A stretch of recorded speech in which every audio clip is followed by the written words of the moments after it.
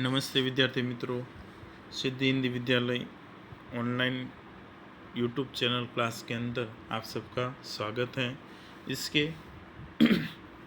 अंतर्गत हम कक्षा 9th विषय सामाजिक विज्ञान और पाठ नंबर 19वां भारत लोक जीवन उसके बारे में चर्चा कर रहे थे। इसके अगले वीडियो के अंदर हमने दक्षिण भारत की लोक जीवन के बारे में जानकारी प्राप्त की थी, जिसमें दक्षिण भारत के भोजन, पहनावा और आवास के बारे में चर्चा की थी। एक बार फिर से दोहरा दूँ, दक्षिण भारत के राज्यों के अंदर आंध्र प्रदेश, तेलंगाना, कर्नाटक, केरल, तमिलनाडु राज्य तथा केंद्र शासित प्रदेश पौंडीचेरी का समावेश होता है। उसके पश्चात ये भूपृष्ठ की दृष्टि से प्रायद्वीपीय है, क्योंकि इसकी चारों ओर इसकी सभी राज्यों के पास समुद्री तट आया हुआ है, इसलिए। उसके पश्चात भोजन के अंदर यहाँ के लोगों का मुख्य तो भोजन भात और मछली है।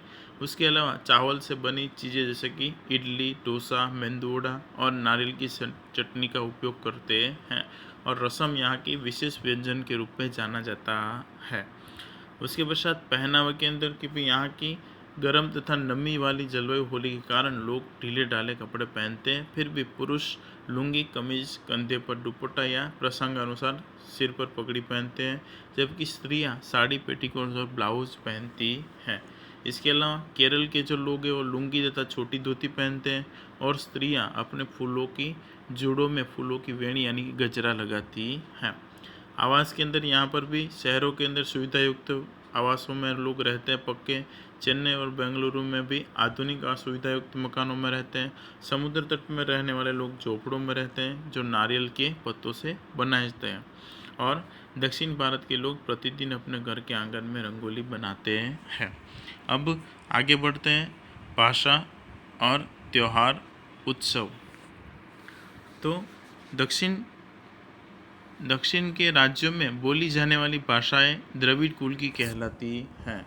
दक्षिण भारत के अंदर बोली जाने वाली भाषाएं द्रविड़ कुल की कहलाती हैं। अब एक प्रश्न तुम लोगों के दिमाग में हो रहा है, द्रविड़ कुल क्या है, द्रविड़ कुल क्या है, बराबर।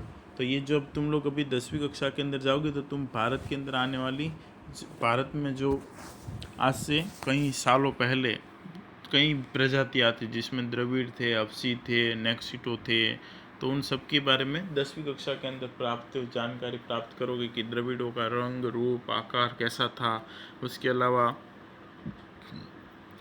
मोहनजोदारो है, हड़प्पन संस्कृति है, उसके बारे में भी जानकारी प्राप्त करोगे कि हड़प्पन संस्कृति के दौरान लोग कैसे दिखते थे, उनका आकार कैसा था, चेहरा कैसा था, बराबर, आंखें, रंग, रूप क्या, वो सब।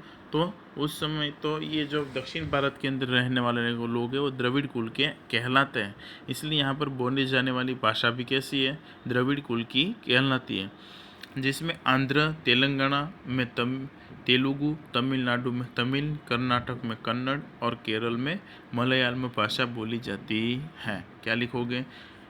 दक्षिण भारत के लोगों की भाषा द्रविड़ कुल की है। आंध्र और तेलंगाना में तेलुगु भाषा, तमिलनाडु में तमिल, कर्नाटक में कन्नड़ और केरल में मलयालम भाषा बोली जाती है। उसके पश्चात त्यौहार और उत्सव। तो आंध्र का कुचिपुड़ी नृत्य प्रसिद्ध है। वहाँ शिवरात्रि, मकर संक्रांति तथा विशाखा त्यौहार मनाए जाते हैं। आंध्र प्रदेश के अंदर कौन सा कुचिपुड़ी नृत्य प्रसिद्ध है, और वहाँ पर शिवरात्रि, मकर संक्रांति और विशाखा भी मनाती है। कथकली केरल का प्रसिद्ध नृत्य है। सामने फोटोग्राफ्स के अंदर किताब में दिखाई दे रहा कथकली, बराबर, जो केरल का प्रसिद्ध नृत्य है। उसके अलावा ओणम, क्रिसमस, ईद, शिवरात्रि जैसे मुख्य त्यौहार मनाए जाते हैं। ओणम यानी कि जब यहाँ पर दक्षिण भारत के अंदर चावल पक जाते हैं, तब उस चावल को काटने के लिए, जैसे हमारे यहाँ फसल पक जाती है तो हम लोग कैसे विशेष तरीके से, तो दक्षिण भारत के लोग जब चावल ये पक जाते हैं तो उसके लिए 5 दिन का ये ओणम का त्यौहार होता है।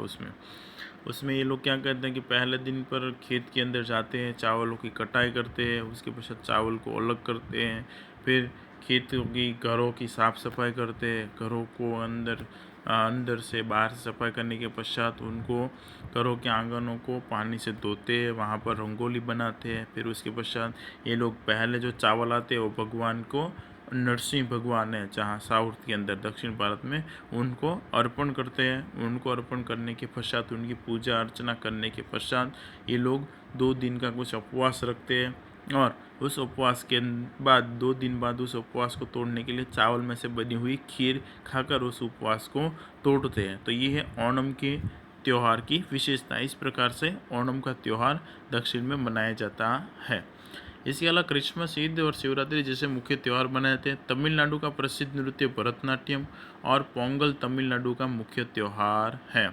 और पोंगल तमिलनाडु का मुख्य त्यौहार है। पोंगल में भी सेम ही होता है। पोंगल के अंदर जो तुम लोगों ने राजा बलि के बारे में जानकारी प्राप्त की थी, जानते हो, राजा बलि वो भगवान विष्णु वामन अवतार के रूप में आए और 3 कदमों के अंदर बलि के पास से ऐसा। तो बस ऐसा ही है कि फिर पोंगल के अंदर ऐसा कहा जाता है कि भाई एक ही दिन होता है जब बलि पाताल लोक से पृथ्वी पर आते हैं। ऐसा कुछ बहुत लंबी कहानी है, फिर कभी बताएंगे। तो उस पोंगल के अंदर दौरान ये लोग भगवान नरसिंह की प्रतिमा का क्या करते हैं, उनकी पूजा अर्चना करते हैं। और उसमें भी ओणम की तरह ही होता है, फसलों के लिए भी त्यौहार इसको मनाते हैं।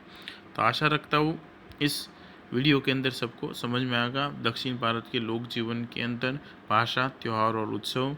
ठीक है, एग्जाम के अंदर प्रश्न पूछे दक्षिण भारत के लोक जीवन के बारे में जानकारी दो तो तुम्हें सब पूरा लिखना है। राज्य, भोजन, पहनावा, आवास, भाषा, त्यौहार और उत्सव। आज के वीडियो के अंदर सबको समझ में आया होगा। वीडियो को सुनने के लिए धन्यवाद।